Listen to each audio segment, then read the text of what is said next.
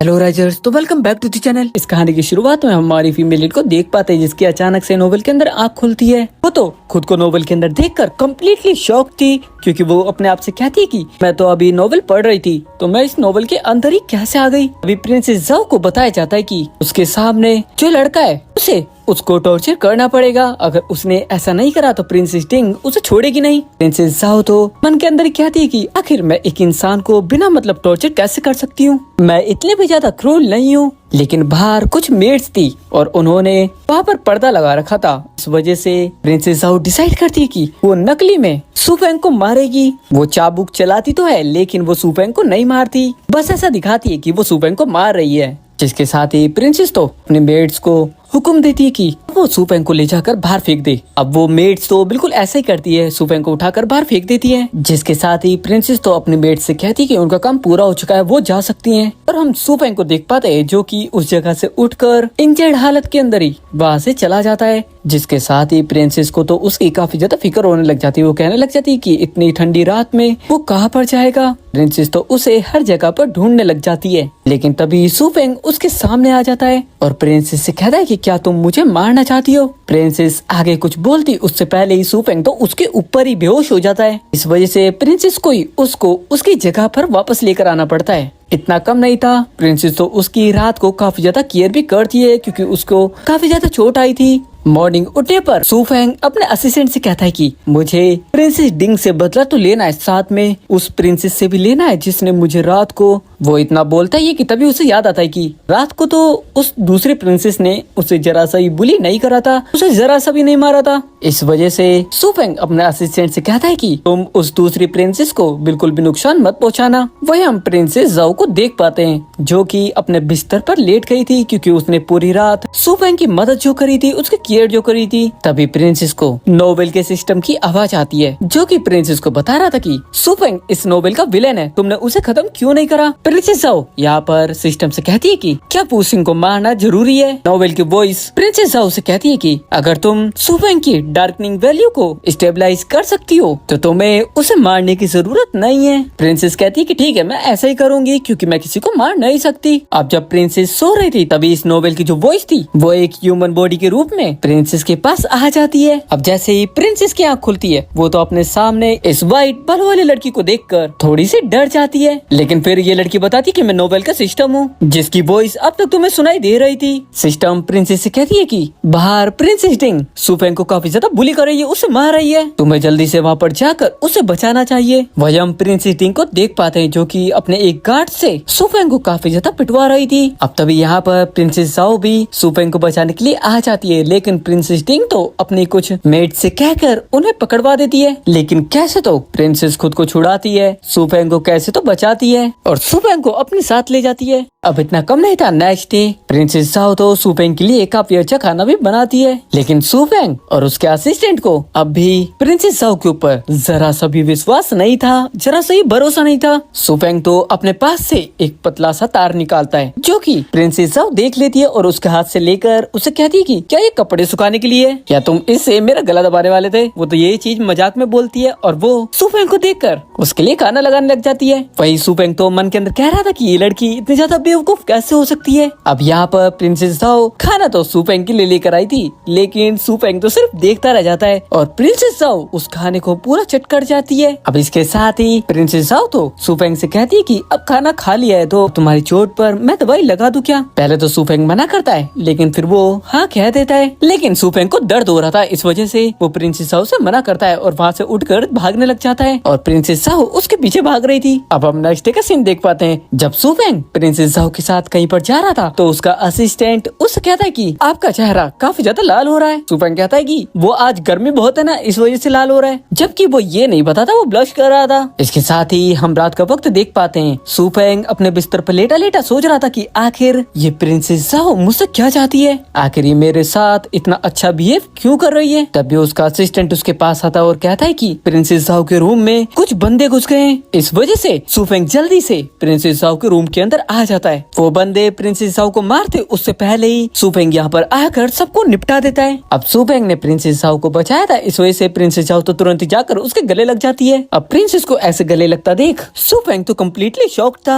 इस वजह से सुफेंग तो इधर उधर देखने लग जाता है। तब यहाँ पर इस राज्य के कुछ सैनिक आ जाते हैं, जो कि आते के साथ ही प्रिंसेस जाओ से कहते हैं कि अब हम इन बंदों से पूछताछ करेंगे आखिर इन्हें किसने यहाँ पर भेजा। और फिर वो लोग उन बंदों को उठाकर अपने साथ ले जाते हैं। इसके साथ ही प्रिंसेस जाओ फुसेंग से कहती कि क्या तुम मेरे साथ एक जगह पर चल सकते हो अभी। इसलिए सुफेंग उसके साथ एक जगह पर आ जाता है, जहाँ पर ये दोनों छुपकर प्रिंसेस टिंग की बातें सुन रहे थे, जो कि अपने गार्ड के ऊपर गुस्सा करते हुए कह रहे थे कि क्या इस बार भी सुफेंग बच गया और साथ ही प्रिंसेस जाओ भी। वही प्रिंसेस जाओ सुफेंग से कह रहे थे कि मुझे तो पहले से ही पता था ये सारे काम प्रिंसेस टिंग के। नेक्स्ट डे सुफेंग प्रिंसेस जाओ से कहता है कि प्रिंसेस टिंग मुझे मारना चाहते थे, लेकिन मेरी जगह दो बेकसूर मेट्स निपट गई, जिससे मुझे भी बुरा लग रहा है। मैं जानता हूँ मेरे किसी को कोई भी परवाह नहीं है, लेकिन प्रिंसेस जाओ फुसेंग से कहती है कि मुझे तुम्हारी काफी ज्यादा फिक्र है, मैं तुम्हारी परवाह करती हूँ, इस वजह से तुम्हें दोबारा से ये सब चीजें सोचने की जरूरत नहीं है। साथ ही प्रिंसेस जाओ फुसेंग से कहती है कि जब तक मैं यहाँ पर हूँ कोई भी तुम्हें परेशान नहीं कर सकता। साथ ही प्रिंसेस जाओ यहाँ पर कहती है कि जब तुम एक बहुत बड़े सम्राट बन जाओगे तो मैं तुम्हारे साथ तुम्हारे राज्य में एक अच्छी दोस्त की तरह रहूंगी और बहुत ज्यादा टेस्टी टेस्टी खाना भी खाऊंगी,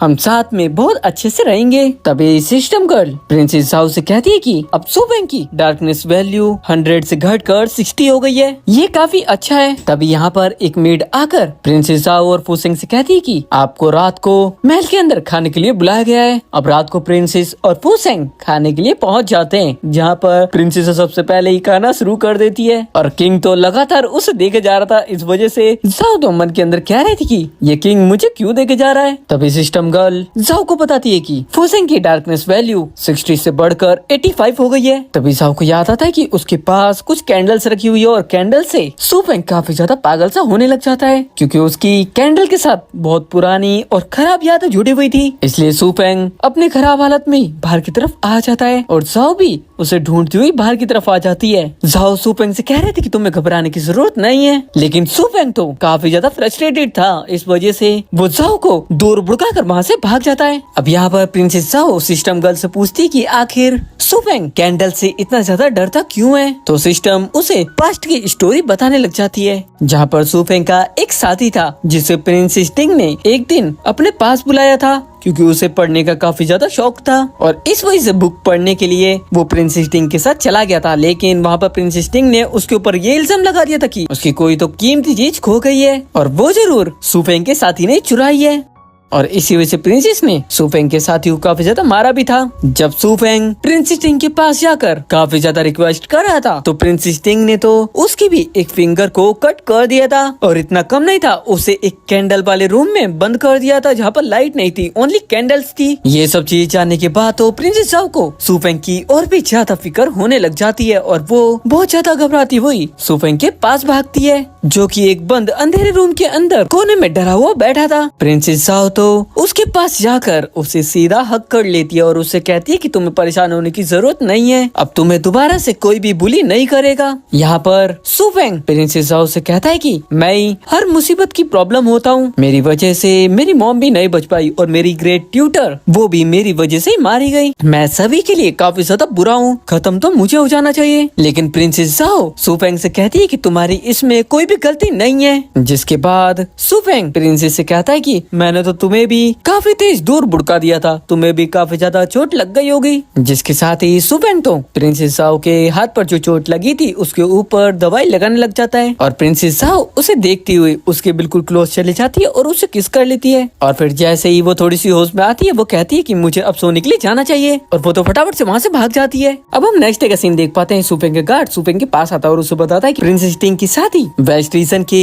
एक 60 ईयर ओल्ड बंदे के साथ फिक्स हो गई है। वही हम प्रिंसेस टिंग को देख पाते हैं जो कि काफी ज्यादा गुस्से में थी। वो गुस्से से अपनी मदर से कह रही थी कि मैं उस बुढ़े से शादी नहीं करूंगी। इसके साथ ही हम नेक्स्ट डे महल का सीन देख पाते हैं जहाँ पर किंग के सामने दूसरे राज्य से यानी कि वेस्ट रीजन से एक बंदा आया होता है जो कि किंग से कह रहा था कि मैं अपने डैड की तरफ से यहाँ पर प्रिंसेस का हाथ मांगने के लिए आया हूँ। तभी किंग तो प्रिंसेस जाओ की तरफ इशारा करते हुए कहता है कि ये भी मेरी बेटी है। प्रिंसेस जाओ तो मन के अंदर कह रही थी क्या ये मेरे बारे में बात क्यों कर रहे हैं। प्रिंसेस जाओ तो यहाँ पर मन के अंदर कहती है कि अगर मैंने यहाँ पर कुछ भी बोला तो सुफेंग की डार्कनेस वैल्यू बढ़ जाएगी, इस वजह से मुझे यहाँ पर कुछ नहीं बोलना चाहिए। लेकिन जब प्रिंसेस साओ सुफेंग की शक्ल देखती है तो वो समझ पाती है कि उसका मूड कुछ ज्यादा ठीक नहीं है। अब यहाँ पर जो वेस्ट रीजन से बंदा आया हुआ था वो कहता है कि शादी मेरे डैड को नहीं करनी बल्कि मुझे करनी है। तो किंग कहता है कि तुम कुछ दिन हमारे राज्य के अंदर रुक सकते हो और मेरी दोनों बेटियों के साथ समय बिता सकते हो, जो भी तुम्हें पसंद है तुम उसके साथ शादी कर सकते हो। लेकिन यहाँ से बाहर जाने के बाद हम सुफेंग को देख पाते हैं जिसके पीछे पीछे प्रिंसेस साओ भागती हुई आ रही थी और उससे कहती है कि अब तुम्हें क्या हो गया है, क्या तुम मुझसे काफी ज्यादा गुस्सा हो। सुफेंग कहता है कि नहीं ऐसा कुछ भी नहीं है। सुफेंग तो बहुत ज्यादा गुस्से से प्रिंसेस साओ के क्लोज आता है और कहता है कि क्या तुम सच में उस प्रिंस से शादी करना चाहती हो जो वेस्ट रीजन से यहाँ पर आया है। प्रिंसेस साओ सुफेंग से कहती कि वैसे यानचेंग हैंडसम तो काफी ज्यादा है, लेकिन वो आगे कुछ कहती उससे पहले ही सुफेंग तो वहाँ से गुस्से से चला जाता है। अब रात को प्रिंसेस साओ एक जगह पर बैठकर लगातार सुफेंग के बारे में ही सोच रही थी और कह रही थी कि आखिर ये लड़का इतना ज्यादा गुस्सा कैसे कर सकता है, मैंने तो कुछ किया भी नहीं था। तभी जाओ की खिड़की पर थोड़ी सी आवाज होती है और जब वो खिड़की के पास जाती है तो वहाँ से सुफेंग उसके रूम के अंदर आ जाता है। प्रिंसेस साओ उससे कहती है कि तुम ऐसे रात को बिना मेरी परमिशन के मेरे रूम के अंदर कैसे आ सकते हो। लेकिन सुफेंग तो यहाँ पर प्रिंसेस साओ के लिए कुछ खाने के लिए लेकर आया था। प्रिंसेस साओ तो उसे लेकर खाने लग जाती है जो कि उसे काफी ज्यादा टेस्टी लग रहा था कि तभी सुफेंग उससे पूछता है कि जो वेस्ट रीजन से यानचेंग नाम का प्रिंस है अगर वो उसे बाहर ले जाना चाहता है तो क्या वो जाएगी। तभी प्रिंसेस साओ सुफेंग से कहती कि क्या तुम भी मेरे साथ चलना चाहोगे। अब प्रिंसेस साओ के साथ जाने के लिए सुफेंग कैसे ही मना कर सकता था। सुफेंग यहाँ पर दिन में प्रिंसेस साओ से गुस्सा होने के लिए माफी भी मांगता है। प्रिंसेस कहती है कि दिन में मैंने तुमसे कह दिया था कि मैं तुम्हें पसंद नहीं करती, वो मैंने इसलिए कहा था क्योंकि तुम रॉयल फैमिली को बिल्कुल भी पसंद नहीं करते, लेकिन ऐसा नहीं है, मैंने तुमसे वादा किया है कि मैं तुम्हें हमेशा प्रोटेक्ट करती रहूंगी, इस वजह से तुम्हें परेशान होने की जरूरत नहीं है। इसके साथ ही हम नेक्स्ट डे मॉर्निंग का सीन देख पाते हैं जहाँ पर Prince Yancheng, princess Sao, princess टिंग और सुफेंग भी बाहर जाने वाले थे, लेकिन यहाँ पर प्रिंसेस टिंग आ ही नहीं पाती। तभी सिस्टम गर्ल प्रिंसेस साओ को बताती है कि रात को प्रिंसेस टिंग को किसी ने कोई तो पॉइजन दे दिया था जिसकी वजह से उनकी तबीयत काफी ज्यादा खराब है। अब जैसे ही सुफेंग, प्रिंसेस साओ और सिस्टम गर्ल उस जगह पर पहुँच जाते हैं जहाँ पर प्रिंस यानचेंग के साथ प्रिंसेस साओ को मिलना था। सुफेंग यहाँ पर प्रिंसेस साओ का हाथ पकड़कर उसे नीचे उतारना चाहता था, तभी प्रिंस यानचेंग तो सुफेंग को साइड कर देता है और प्रिंसेस साओ का हाथ पकड़कर नीचे उतारता है, जिससे हम सुफेंग को देख पाते हैं जिसे काफी ज्यादा जेलसी फील हो रही थी। इसके साथ ही जब सुफेंग अकेला बैठा हुआ था तभी उसके पास उसका गार्ड आता है। तभी यहाँ पर हमें पता चलता है कि पिछली रात प्रिंसेस टिंग को पॉइजन किसी और ने नहीं बल्कि सुफेंग ने दिया था। साथ ही सुफेंग कह रहा था कि मैं प्रिंसेस टिंग को इतनी आसानी से खत्म नहीं करूंगा क्योंकि उसने भी मुझे काफी ज्यादा बुली किया था। अब रात को जब प्रिंसेस सुफेंग के पास उसे कहने के लिए आती है कि डिनर का टाइम हो गया है और जहाँ उन्हें डिनर करना था वहाँ पर कुछ कैंडल्स रखी थी, इस वजह से सुफेंग के आने से पहले प्रिंसेस उसे जल्दी जल्दी से हटाने लग जाती है, जिस वजह से उसके हाथ में चोट भी लग जाती है। सुफेंग उसका हाथ देखता उससे पहले ही प्रिंस यानचेंग यहाँ पर आकर प्रिंसेस जाओ को अपने साथ बैठने को कहता है। अब खाना खाते वक्त प्रिंस यानचेंग सुफेंग से उसकी मॉम के बारे में और उसकी ग्रेट ट्यूटर के बारे में बात करने लग जाता है, लेकिन तभी प्रिंसेस जाओ बात को बीच में ही काट देती है और सुफेंग को लेकर बाहर की तरफ आ जाती है। बाहर आने के बाद वो कुछ फुलझड़ी जला रही थी, मे बी डिफरेंट प्लेसेस में इसके अलग अलग नाम होंगे। प्रिंसेस जाओ यहाँ पर सुफेंग को देख पाती है जो कि काफी ज्यादा दुखी लग रहा था, इस वजह से वो उसके साइड में बैठकर उससे कहती है कि क्या तुम अपनी मॉम के बारे में कुछ बातें बोलना चाहते हो। तो सुफेंग कहता है कि मुझे जन्म देते हुए ही वो मारी गई थी, इस वजह से मैं हमेशा खुद को बहुत ज्यादा बुरा समझता हूँ, अगर मैं होता ही नहीं तो शायद मेरी मॉम जिंदा होती। इसके साथ साथ मेरी ग्रैंड ट्यूटर को भी किसी ने मार दिया, इसके लिए भी मैं खुद ही को जिम्मेदार समझता हूँ। लेकिन प्रिंसेस जाओ सुफेंग से कहती है कि तुम्हें परेशान होने की जरूरत नहीं है। प्रिंसेस जाओ सुफेंग से कहती है कि मैं जानती हूँ तुम्हारे दिल के अंदर कितना ज्यादा पेन है, लेकिन मैं हमेशा तुम्हें खुश रखूंगी, तुम मुझ पर भरोसा कर सकते हो। रियल लाइफ में भी ऐसे इंसानों का होना बहुत ज्यादा जरूरी है। इसके बाद नेक्स्ट डे तो प्रिंस यानचेंग सुफेंग की काफी ज्यादा पीछे ही पड़ जाता है और उससे पूछने लग जाता है कि आखिर प्रिंसेस जाओ को किस तरीके के लड़के पसंद है, लेकिन सुफेंग उसे क्या ही बताता। वैसे प्रिंसेस जाओ ने सुफेंग को बताया था कि उसे किस तरीके के लड़के पसंद है, लेकिन सुफेंग प्रिंस यानचेंग से कहता है कि मुझे नहीं पता। इसके साथ ही ये सभी एक जगह पर जाते हैं जहाँ पर ये एक कागज पर अपनी विश लिखकर उसे एक कागज की बोट के अंदर रख के पानी के अंदर बहाते हैं, जहाँ प्रिंसेस जाओ यानचेंग से कहती है कि आखिर तुमने क्या लिखा है। तो यानचेंग ने लिखा होता है कि प्रिंसेस जाओ और यानचेंग की शादी बहुत आसानी से हो जाए, जिसे देखकर प्रिंसेस जाओ क्या ही बोलती। लेकिन प्रिंसेस जाओ ने जो लिखा था अपने कागज में वो किसी को भी नहीं दिखाती। अब यहाँ प्रिंसेस जाओ और प्रिंस यानचेंग अपनी अपनी नाव पानी के अंदर बहा रहे थे कि तभी सुपेंग तो यानचेंग की नाव को सीधा पानी में ही डुबा देता है, जिसका मतलब यही था कि अब यानचेंग की विश पूरी नहीं होगी। अब यहाँ पर प्रिंस यानचेंग को एक बंदा बुलाने के लिए आ जाता है। इस वजह से प्रिंसेस जाओ सुपेंग के साथ एक जगह पर आ जाती है जहाँ पर वो अपनी और सुपेंग की एक साथ पेंटिंग बनवाती है। यहाँ पर प्रिंसेस जाओ सुपेंग से कह रही थी कि तुम स्माइल तो करो, लेकिन सुपेंग तो काफी ज्यादा गुस्से में बैठा हुआ था। यहाँ पर प्रिंसेस जाओ सुपेंग से ये भी कहती है कि मैंने उस नाव के अंदर अपनी एक विश लिखी थी, पता है वो क्या थी? मैंने लिखा था कि सुपेंग हमेशा खुश रहे और एक अच्छी जिंदगी जिए। इसके बाद जब दोनों एक जगह पर रात को बैठे हुए थे तभी प्रिंसेस जाओ एक छोटे से बच्चे के पास जाती है जो कि कुछ स्वीट चीज बेच रहा था। वो बच्चा प्रिंसेस जाओ को इतना ज्यादा अच्छा लगता है कि वो उसे कुछ कीमती गिफ्ट भी दे देती है और फिर सुपेंग के पास वो स्वीट चीज लेकर आ जाती है। अब जैसे ही प्रिंसेस जाओ सुपेंग के पास आती है वो उससे कहती है कि मेरी हेयर पेन कहीं पर गिर गई। इस वजह से सुपेंग उसकी हेयर पेन ढूंढने के लिए अंदर की तरफ आता है जहाँ पर एक ओल्ड आदमी और एक छोटा सा बच्चा खड़ा हुआ था जो कि वो स्वीट चीजें बेच रहे थे। इस वजह से सुपेंग उनसे पूछता है कि क्या उन्होंने जो लड़की अभी यहाँ पर आई थी उसकी हेयर पिन देखी? तो वो ओल्ड मैन उसे वो हेयर पिन दे देता है। साथ ही वो ओल्ड मैन और वो बच्चा वो सामान भी वापस कर देते हैं जो कि प्रिंसेस जाओ ने उन्हें दे दिया था। अब सुपेंग जब वहाँ से जा रहा था तो वो बच्चा सुपेंग को एक लालटेन भी देता है और कहता है कि ये तुम्हारे रास्ते में मदद करेगी। अब जब सुपेंग घर पर वापस आ जाता है तो वो उस पेंटिंग को देखे जा रहा था जिसमें प्रिंसेस जाओ और उसकी पेंटिंग बनी हुई थी। तभी सुपेंग के पास प्रिंस यानचेंग आ जाता है और आते के साथ ही उससे कहने लग जाता है मुझे प्रिंसेस जाओ पसंद है।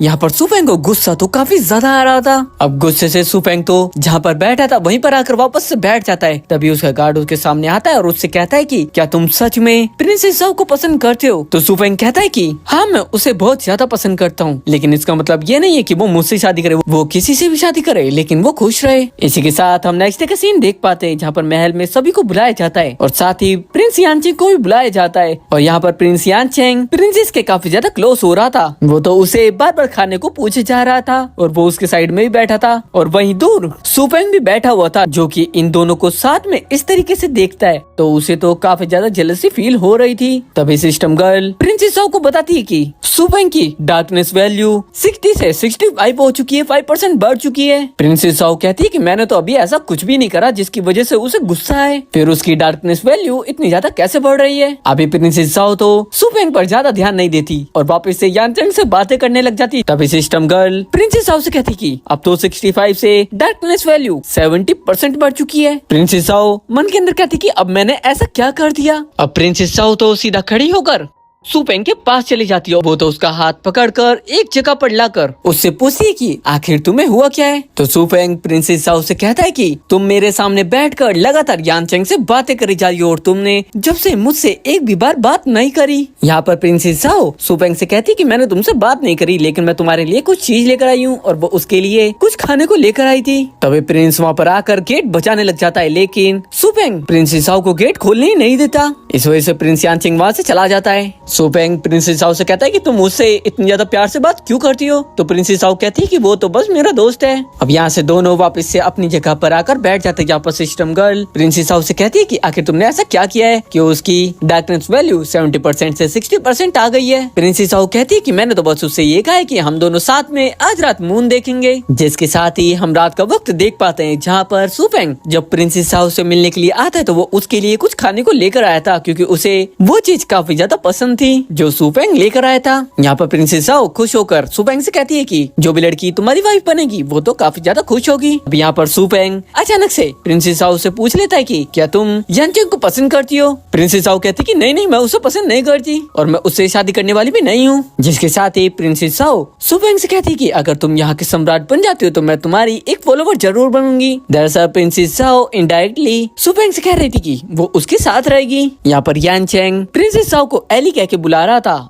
जो चीज सुफेंग को पसंद नहीं थी। इस वजह से यहाँ पर प्रिंसेस जाओ सुफेंग से कहती कि तुम भी मुझे एली कहकर बुला सकते हो। अब प्रिंसेस जाओ तो यहीं पर सो जाती है। तभी यहाँ पर सुफेंग का असिस्टेंट आ जाता है। दोनों बात कर ही रहे थे दूसरे राज्य के बारे में, यानी कि सुफेंग के राज्य के बारे में, कि तभी यहाँ पर उनकी तरफ कुछ तीर उड़ते हुए आ जाते हैं, जिनसे ये लोग यहाँ पर बचने लग जाते हैं और सुफेंग प्रिंसेस को बचाने लग जाता है, जिस दौरान उसे भी चोट आ जाती है। जिसके बाद तो सुफेंग उन सभी बंदों को बहुत ज्यादा मारता है जो कि इन्हें मारने के लिए यहाँ पर आए थे। और इसी दौरान प्रिंसेस के गले पर भी चोट लग गई थी, जिससे तो सुफेंग को काफी ज्यादा गुस्सा आ गया था। इसलिए सुफेंग तो उन बंदों को जो कि यहाँ पर ब्लैक ड्रेस के अंदर आए थे उन्हें काफी अच्छे से धोता है। जिसके बाद जब प्रिंसेस की आंखें खुलती है तो उसे सिस्टम गर्ल बताती है कि वो पूरी रात और पूरा दिन बेहोश रही थी। लेकिन प्रिंसेस जाओ तो उठते के साथ ही बार बार सुफेंग का नाम ले रही थी, क्योंकि उसे उसको देखना था बस। वो तो उठकर वहाँ से जाने लग जाती, जबकि सिस्टम गर्ल उसे रोक रही थी।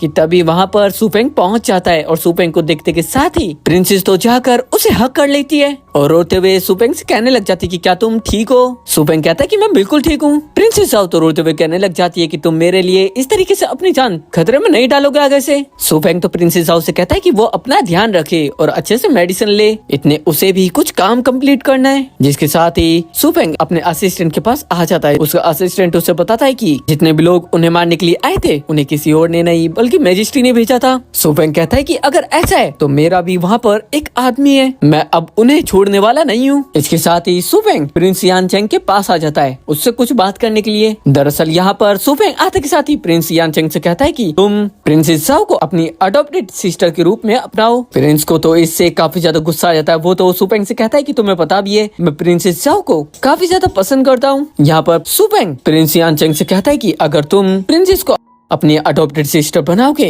तो मैं तुम्हारे राज्य के ऊपर कभी भी हमला नहीं करूंगा। अब यहाँ पर ना चाहते हुए भी प्रिंस यानचेंग को सुफेंग की बात माननी पड़ती है। इसके बाद हम सुफेंग को प्रिंसेस जाओ के साथ देख पाते हैं, जहाँ पर वो अपने ग्रेट ट्यूटर के साथ हुई बातों को, उन लेटर्स को देख रहा था। दरअसल वो उसमें कुछ चीजें ढूंढने की कोशिश कर रहा था, जहाँ प्रिंसेस जाओ को एक लेटर मिल जाता है जहाँ पर ग्रेट ट्यूटर ने कहा था कि मैं एक बारी जाओ राज्य में आई थी और वहाँ पर मैंने एक नाशपाती का पेड़ भी देखा था और मैंने वहाँ पर मिट्टी के अंदर कुछ चीज रखी थी, जिसे ढूंढने के लिए फुसेंग और प्रिंसेस जाओ उस जगह पर आ जाते हैं। अब जैसे ही उस जगह पर वो लोग मिट्टी खोदते हैं तो उसके अंदर से एक बॉक्स निकलता है और बॉक्स के अंदर से एक लेटर निकलता है, जिसे जब सुफेंग पढ़ता है तो उससे पता चलता है कि उसके डैड ने ही उसकी ग्रेट ट्यूटर को मरवाया था और वहाँ पर पूरी बात भी लिखी थी आखिर उन्होंने उसे क्यों मारा था। दरअसल सुफेंग के डैड ने ग्रेट ट्यूटर के साथ जबरदस्ती करी थी और जब वो प्रेग्नेंट हुई तो उन्होंने उसे मरवा दिया। सुफेंग को यहाँ पर ये बात भी पता चलती कि उसके डैड ने ही उसकी मॉम को खत्म करा था। यहाँ पर सुफेंग तो काफी ज्यादा टूट जाता है और काफी ज्यादा रोने लग जाता है। लेकिन तभी प्रिंसेस जाओ उसके क्लोज आती है और उसे किस करके उसे शांत करती है और यहाँ प्रिंसेस जाओ सुफेंग से कह भी देती है कि मैं तुम्हें ही पसंद करती हूँ। अब रात को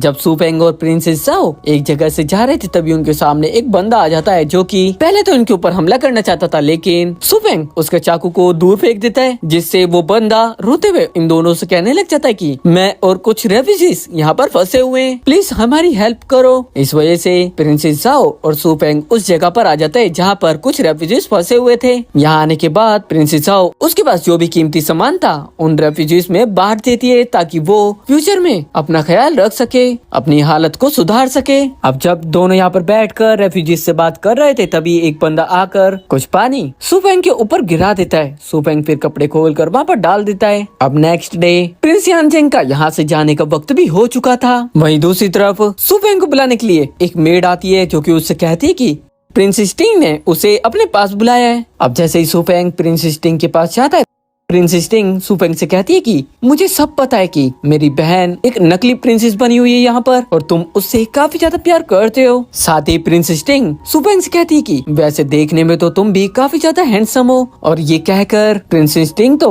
सुफेंग को अपने क्लोज बुलाकर कह रही थी कि तुम मेरे साथ वन नाइट स्टैंड क्यों नहीं करते। सुफेंग प्रिंस स्टिंग से कहता है कि इससे तो मुझे भी काफी ज्यादा खुशी होगी और वो उसके क्लोज जाता है कि तभी वो तो यहाँ पर प्रिंस स्टिंग को निपटा देता है और फिर अपना चाकू वहाँ पर फेंक कर वहाँ से चला जाता है। इसके साथ ही सुफेंग प्रिंसेस जाओ के पास आ जाता है और प्रिंसेस जाओ उसे गले लगाती है। तभी सुपेंग उससे कहता है कि मैंने प्रिंसेस स्टिंग और उसकी मदर को निपटा दिया है। लेकिन प्रिंसेस जाओ को यहाँ पर जरा सा ये फर्क नहीं पड़ता। वो तो कहती है कि ये तो अच्छी बात है, क्योंकि प्रिंसेस जाओ जानती थी कि वो दोनों कितनी ज्यादा बुरी इंसान है। जिसके साथ ही प्रिंसेस जाओ तो सुपेंग को किस करने लग जाती है। तो फिर सुपेंग भी कहाँ ही रुकने वाला था। जिसके बाद तो हम दोनों को देख पाते दोनों ही काफी ज्यादा ड्रिंक कर लेते हैं और सबसे ज्यादा तो प्रिंसेस जाओ ड्रिंक कर लेती है। और फिर नशे में सुपेंग से कहती है कि मैं अभी अपना एक सपना देख रही हूँ और तुम सपने के अंदर भी कपड़े पहन कर आ गए, तुम कपड़े खोल नहीं सकते क्या। प्रिंसेस जाओ तो सुपेंग के कपड़े नीचे करके उसकी बॉडी टच करने लग जाती है और कहने लग जाती कि ये कितनी ज्यादा अच्छी है। वही हम प्रिंसेस स्टिंग की बॉडी देख पाते जिसके पास किंग और क्वीन आए थे। किंग तो यहाँ पर एक चाकू देखकर अपनी वाइफ क्वीन से कहता है कि जरूर ये सब मेरे बेटे ने करा है, यानी कि प्रिंस ने। क्वीन तो अपनी बेटी को इस तरीके से देखकर खुद को भी खत्म कर लेती है ताकि वो उसके पास जा सके।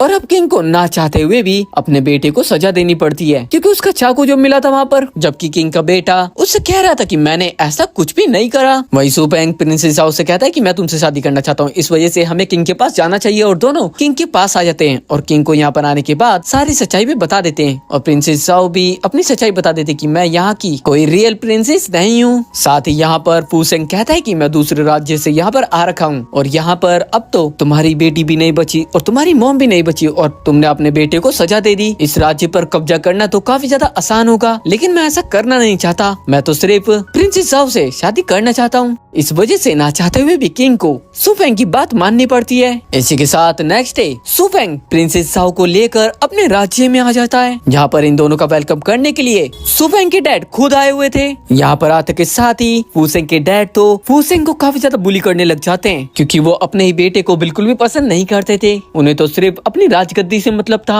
अब रात को तो सुपेंग और प्रिंसेस जाओ अच्छे से सोते हैं, लेकिन नेक्स्ट मॉर्निंग जब प्रिंसेस जाओ उठती है तो वो सुपेंग को कहीं पर भी नहीं देख पाती। वही सिस्टम गर्ल प्रिंसेस जाओ को बताती है कि अभी प्रिंस की डार्कनेस वैल्यू 90% हो रखी है। वही हम प्रिंस को किंग के पास देख पाते हैं जो कि किंग से कह रहा था कि तुमने सिर्फ सत्ता के लिए मेरी मॉम को, ग्रेट ट्यूटर को, सबको मरवा दिया। सुपेंग के डैड तो सुपेंग से कहते हैं कि अब तुम्हें भी मैं ही खत्म करूंगा। ये कहकर वो सुपेंग के ऊपर हमला करने के लिए जाते हैं कि तभी सुपेंग भी उनके ऊपर हमला करता है और तभी यहाँ पर प्रिंसेस जाओ भी पहुंच जाती है जो कि सुपेंग की हेल्प करने लग जाती है। जिसके साथ ही नोवेल की वॉइस प्रिंसेस जाओ से कहती है कि तुमने अपना मिशन कंप्लीट कर लिया है, क्योंकि सुपेंग अब इस नोवेल के अंदर विलेन नहीं है और उसकी डार्कनेस वैल्यू भी 0 हो चुकी है। अब यहाँ पर नोवेल की वॉइस प्रिंसेस जाओ से कहती है कि अब तुम अपने रियल वर्ल्ड के अंदर जा सकती हो, क्योंकि तुम्हारे रियल वर्ल्ड के अंदर सिर्फ अभी 1 आवर ही बीता है। साथ ही नोवेल बॉयज प्रिंसेस जाओ से ये भी कहती है कि तुम चाहो तो सुपेंग के साथ यहाँ पर भी रह सकती हो।